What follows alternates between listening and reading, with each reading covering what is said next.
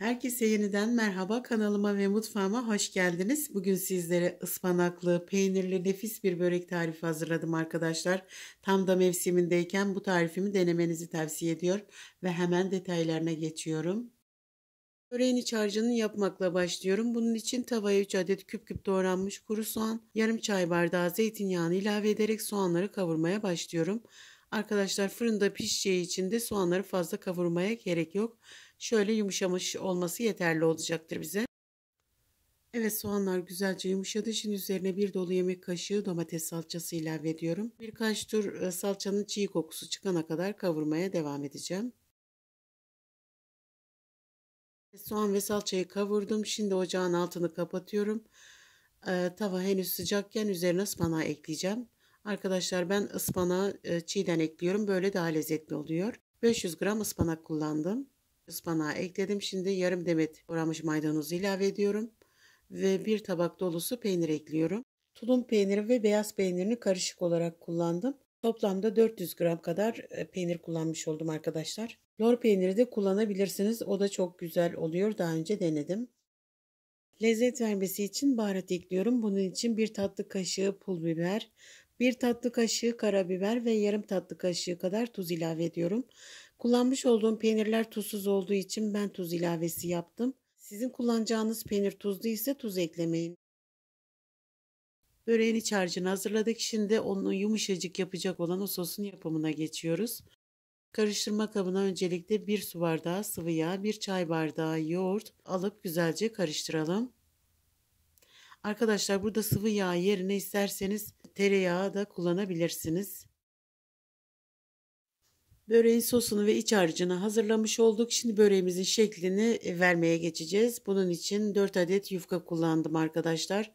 Yaklaşık 800 gram kadardı. Yufkaları yarım ay şeklinde olacak biçimde bıçak yardımıyla ikiye bölüyorum. Ve bir parçasını tezgah üzerine sererek fırça yardımıyla sostan tüm yüzeyine gelecek şekilde sürüyorum. Üzerine 2 avuç kadar ıspanaktan ekleyip yukarıdan aşağı doğru yuvarlıyorum. Uzunca bir rulo elde ettikten sonra kendi etrafında döndürüp gül böreği yapıyor gibi sarıyorum.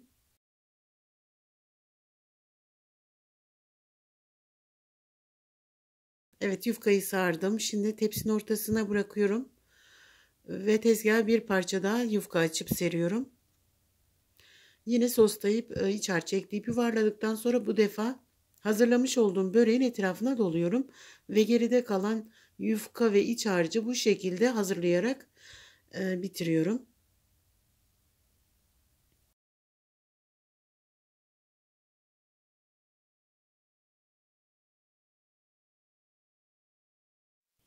Evet, gördüğünüz gibi böreğimi hazırladım. Şimdi geride kalan biraz sos var. Onu böreğin üzerine sürüyorum. Böreğimizin daha da yumuşak olmasını sağlıyor. Sosu sürdüm. Şimdi bir adet yumurta sarısını da fırça yardımıyla tüm yüzeyine sürüyorum.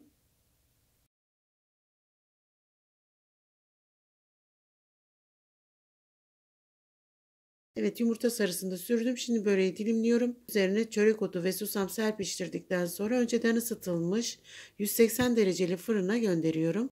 Böreği altı üstü kızarıncaya kadar yaklaşık 45 dakika pişirdim.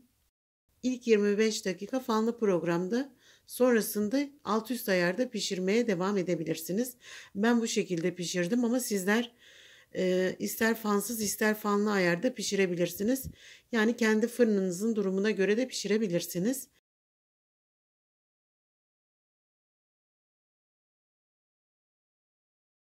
Böreğimi fırından aldım arkadaşlar. Gördüğünüz gibi muhteşem olmuş. Çok güzel bir şekilde kızarmış. Ve pamuk gibi, mutfağın misler gibi bir koku sardı. İlk sıcağı geçince kestiğim yerlerden tekrardan keseceğim ve servis edeceğim. Ve bir parçasını doku testi yaparak sizlere göstereceğim.